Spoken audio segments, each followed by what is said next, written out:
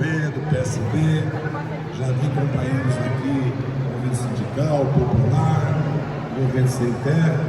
Estou aqui com meu filho, com as minhas filhas Camila, Joana, Caroline, Catarina. A Joana já foi embora porque está com duas crianças. Quero, primeiro, minha Maria Antônia, minha preferida, minha caçula. Não posso esquecer dela mesmo. Eu fiz essa atividade aqui, não foi por acaso, não foi só pela excelente feijoada, pelo espaço cultural, por ser próximo. Eu fiz em homenagem ao Movimento Sem Terra.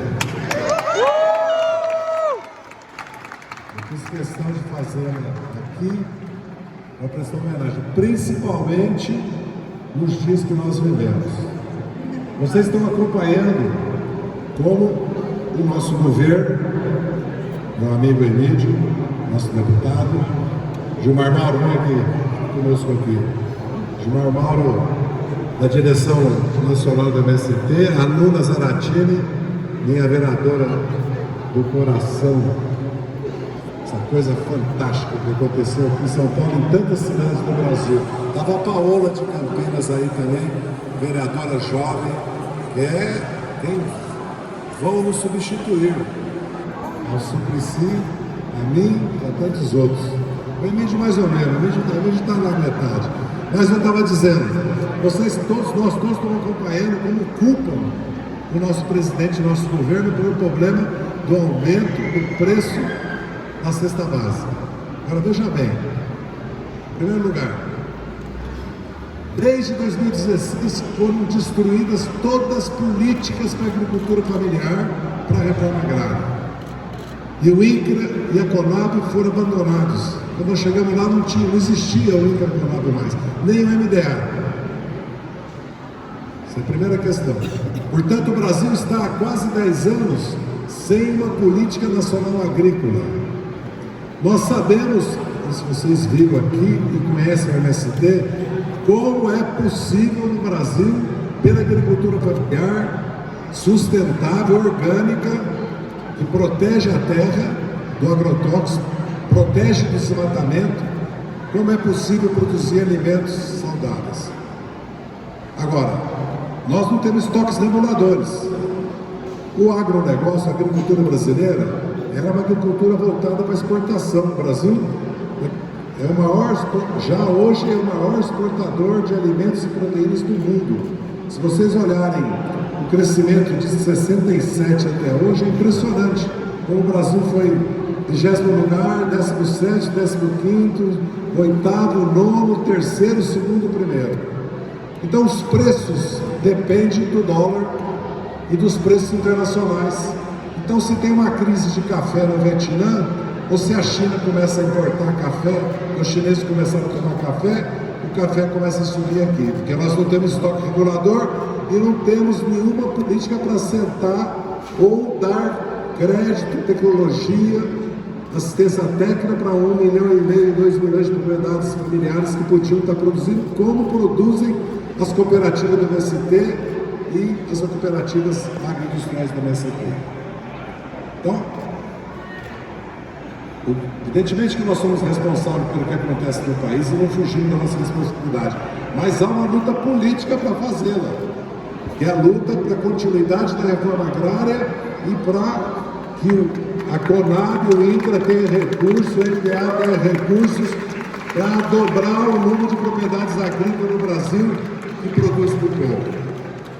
Vocês sabem o que significou a vitória do nosso presidente Lula numa frente ampla, vamos lembrar sempre isso, com o Geraldo Alckmin de vice, e depois com o apoio da Simone Tebet, da Marina, no segundo turno, de amplas forças políticas, inclusive liberais, que são de direita, mas não são negacionistas, obscurantistas, não são bolsonaristas.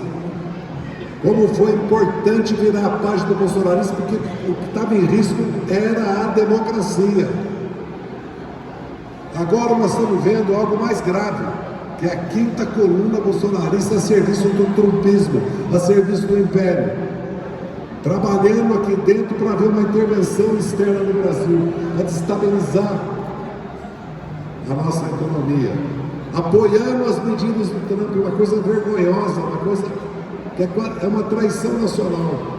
Então nós temos um desafio gravíssimo, que é defender a soberania nacional contra a intervenção externa, inclusive no nosso Poder Judiciário, que sustentou a democracia após a tentativa de golpe de Estado que culminou naquele vandalismo, naquela destruição dos 3 poderes em Brasília. Ainda tem gente que acha que não foi grave.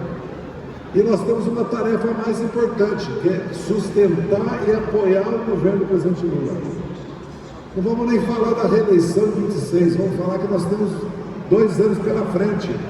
E nós estamos vendo que é um governo sitiado, cercado. Portanto, ele precisa de apoio, e nós precisamos fazer apoio, inclusive, para avançar naquelas políticas. Minha deputada, minha afilhada, Juliana Cardoso, nosso vereador, Jason, a Paola, que eu tinha falado dela já, cadê a Paola? Aqui. Tito veio aqui, Tito, nosso vereador de Paraupebas, terra do confronto, do conflito, mas também do futuro. Então eu estou dizendo isso porque eles romperam o pacto democrático no golpe contra a Dilma e na prisão, num processo sumário e legal de exceção que foi anulado contra o Lula e contra nós. E eles tentam desmontar o Estado Nacional. Veja a importância que tem a Petrobras, o BNDES, o Banco do Brasil e a Caixa Econômica. A Petrobras é 100 bilhões de investimento em óleo e gás. O BNDES sustenta o investimento em infraestrutura, inovação, tecnologia, na indústria. O Banco do Brasil sustenta o Plano Safra, o agro, que devia sustentar mais ainda a agricultura familiar, apesar do Pronaf, muito mais, talvez o dobro, o triplo. E nós temos a Caixa Econômica que sustenta a infraestrutura Minha Casa Minha Vida.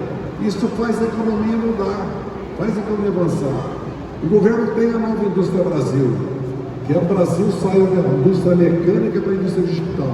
E o Brasil parar de importar fertilizante, agrotóxicos, de produzir também, fármacos, químicos, tecnologia, que hoje nós temos um déficit da balança comercial de químicos de quase 50 bilhões de dólares que podiam produzir aqui. Nós importamos quase todos IFAs, que é tudo da indústria farmacêutica. Importamos fertilizante, importamos agrotóxicos. Então, a tentativa do governo é de reconverter a indústria brasileira para dar um salto tecnológico, inclusive na robótica e na inteligência artificial. Por isso que o presidente reuniu toda a comunidade científica e lançou um Plano Nacional de Inteligência Artificial de Inovação com recurso dos fundos que estavam congelados que nós tínhamos. E nós temos a transição energética. E temos a COP. O Brasil é um dos países mais ricos do mundo, se não o mais rico, porque não tem inverno. Eu tenho repetido, tem 5 países no mundo que tem 2 trilhões de PIB, 2 milhões de quilômetros quadrados e 200 milhões de habitantes, o Brasil do Sul. Então o Brasil tem tudo, mas nós não temos autonomia tecnológica e financeira, principalmente financeira. E é o capital financeiro que se apropria da renda do trabalhador, das famílias. A estrutura tributária é absurda e conjunta absurda. Então, se nós queremos mudar o Brasil, nós temos que mudar o Congresso Nacional. Nós temos que mudar o Congresso Nacional. Então, a nossa tarefa não é que nós não devemos criticar o nosso governo, devemos discutir, debater erros e insuficiências, mas nós temos que lembrar que é um governo que a direita, sem bolsonarismo, sem nós, tem 300 deputados e 50 senadores. Tem que ver as circunstâncias internacionais. O mundo está caminhando para a guerra, os tambores da guerra estão batendo no fascismo. Consequência da globalização, da financiarização. A diferença é que existe a China, o sul global, os BRICS, a Índia, a Rússia, a Turquia, agora vem a Indonésia, a Nigéria, e existe o Brasil. Nosso futuro é esse. Portanto, meus companheiros e minhas companheiras, hoje é dia, evidentemente, de comemorar 60 anos das nossas lutas, de vocês e nossas. Não é meu aniversário, o meu 79 anos. Não é todo dia que se faz 79 anos, né, galera? Eu estou aqui. esperando que o Corinthians derrote o Palmeiras.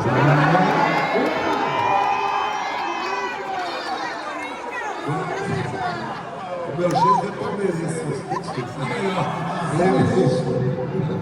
O que São Paulino, né? São Paulino, meu amigo querido que joga bola, meu líder aqui, grande Paulino, um dos responsáveis pela fundação do PT, pela derrota da ditadura, porque sem a classe trabalhadora ter se levantado na década de 70, nós não teríamos derrotado a ditadura. E sem ela o PT não existiria. Vocês sabem que a minha geração fez a luta contra a ditadura, depois pegou em armas. Mas aonde é que nós encontramos o caminho? Quando os trabalhadores, metalúrgico, bancário, todo o país, professores, saúde pública, se levantaram contra a ditadura junto com os estudantes, junto com as classes médicas, intelectuais e com os setores, inclusive empresariais, que já mudou a história do Brasil. E já o povo nos deu 5 vezes a presença da República. Outra coisa para concluir, nós somos vencedores, porque começa a criar uma imagem que nós vamos perder a eleição, que o Tarcísio vai ser eleito. Vai nada, nós vamos ganhar. Mais ainda, não nos iludamos, o Tarcísio é bolsonarista. Agora querem pintar ele, olha o que ele está fazendo em São Paulo. Não tem segurança pública em São Paulo. Isso não é política de segurança pública. Esquadrão da Morte, Polícia Mineira, Rota na Rua, Tropa de Elite, Operação Verão, isso não dá em nada. Você se lembra, faz 30 anos que estão fazendo isso. Melhorou a situação de segurança pública no Brasil? Não. Então nós precisamos ter uma verdadeira política de segurança pública. Primeiro, reformar as polícias. O que aconteceu aqui em São Paulo? Quem é que tinha matado o delator? A cúpula da Polícia Civil e Militar. Aí as investigações. Aonde é que o crime comanda? O sistema penitenciário. Então, se não mudar o sistema penitenciário, não reformar as polícias e não iniciar uma polícia política, de segurança nacional, de inteligência, porque hoje em dia você tem que ir atrás do dinheiro, e você tem que usar inteligência, e você tem que usar infiltração. O mundo todo já fez experiência como a nossa e não deu em nada. Então vamos sim discutir política de segurança pública do Tarcísio e vamos apoiar a política do governo federal de ir atrás das máfias, de coordenar com os estados, controlar as fronteiras, introduzir inteligência, reformar o sistema penitenciário. Não tem solução a curto prazo, mas o que nos preocupa? Aqui nós temos lideranças populares que estão há 20, 30 anos, outros há 5, 10 anos lutando aqui, não só em São Paulo, como em outras cidades. O que interessa para nós é a jovem estudante que trabalha de dia e à noite tem seu celular roubado. É a mãe que quer educação integral para o filho. É a mãe que quer que o filho dela saia do ensino médio com profissão. O Brasil precisa de um governo que, quando a mãe for a uma UPA, for pedir um exame, tenha. Então, quando subir em ônibus, ele é com ar-condicionado, ele tem um corredor, ou ele é um VLT, ou ele é um metrô. Porque o que está sufocando a população é isso: transporte ruim, insegurança, comida cara, e nós temos sim que responder a isso.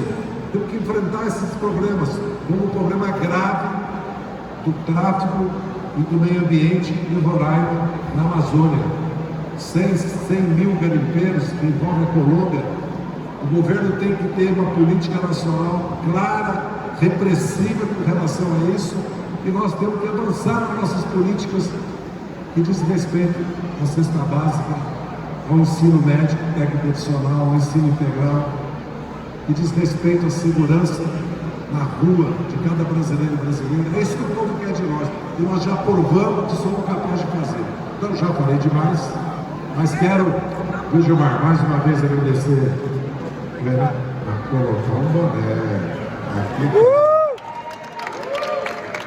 Agradecer, você tem um exemplo de militância política para todos os partidos, para todas as organizações sociais do Brasil. Observe o movimento sem terra. Observe como ele trabalha, como é a educação, a formação política, como ele está avançando nas redes. Observe o exemplo. Que nós temos que aprender com nossos erros e louvar, evidentemente, nossos acertos. Então, meus amigos e minhas amigas, um abraço para vocês, uma fraterna, afetuoso. Obrigado, obrigado pelo apoio e solidariedade que me deram. Um abraço.